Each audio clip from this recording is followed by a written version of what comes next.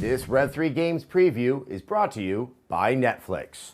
Here I am at a Ubisoft pre-Gamescom event to see the games that will be shown off in Cologne, Germany. I got the chance to go hands-on with Assassin's Creed 4 Black Flag. The version I played was off of a PC, but it was the PS4 version, and I did play it with the PS4 controller.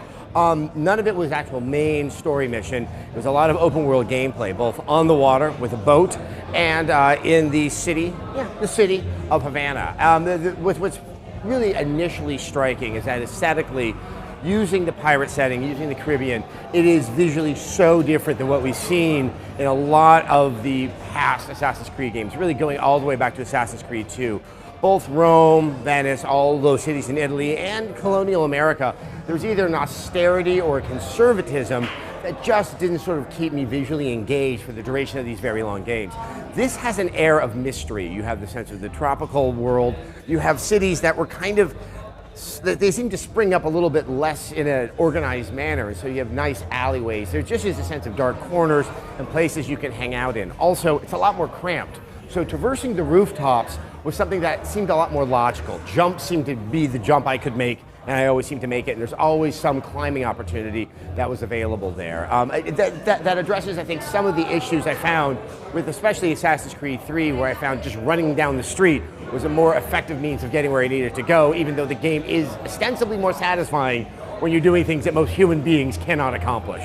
One thing I did not get to experience, because it was only about 15 minutes I got to play, but in my conversations, is all the side quests that are in an Assassin's Creed game. I think sometimes it has too much and it doesn't prioritize to the player what they should be doing at what point. When should you be in mission and when should you be trying to earn some money so you're more powerful to do those missions? And if you tried it in Assassin's Creed 3, you realize you probably didn't even need to do too much to be able to get through that critical main story. But it sounds like here, with the inclusion of the boat especially, that you do want to upgrade, that there will be challenges further down the line that you want to both improve your main character of Kenway and improve your boat, not just to survive the encounters, but to actually access areas, as big boats will be blocking your path until your boat is strong enough to take them down. That sounds like a much needed change, to feel that there's some type of integrated elements between side missions and main missions, and it's not just stuff there to pad out the playtime and make it look like it's worth your $60. Additionally, it was told to me that they're trying to keep the side missions more within the narrative, that it is an outgrowth of what happens in the course of the story and not sort of chasing papers down a street, so Ben Franklin will be very, very happy with you. Once again, that is not something I can say that I checked out myself, but I have no reason to disbelieve someone telling me this at length.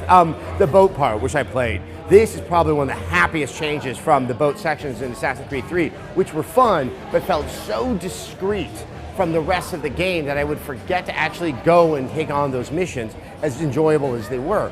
Here, it's all open world, you have to go places in the boat, you're gonna have random encounters, and they really have opened up the way in which you engage in that naval combat. A lot of it is just turning your camera to whichever side of the boat opens up the weapons that have been positioned, be it on the right side, the left side, the flank, the aft. I don't understand naval terminology, don't hold me to that.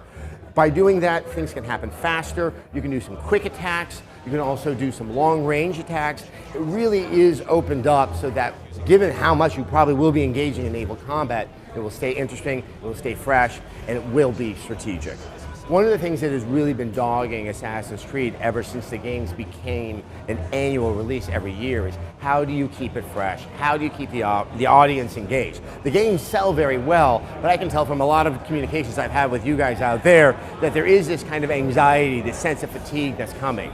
I can't say the Black Flag is necessarily going to answer all of those questions, but the use of pirates, no longer having to hold to the Desmond storyline, having a new type of environment, and really trying to make that open world feel more open and more a way to kind of go back in time and experience a form of history, they're moving in the right direction.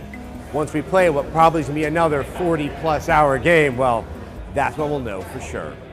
Hey, if you want to support more of this preview coverage, why not check out Netflix? With Netflix, you can instantly watch TV shows and movies directly to your home, saving time, money, and hassle. Netflix is available on a ton of devices you already own, like the Xbox 360, PS3, Wii, and more. Plus, Netflix is the only place you can watch movies like Treasure Planet, Disney's attempt at doing a pirate movie in space. You can get a free 30-day membership and support Rev3 Games by signing up at netflix.com/Rev3Games.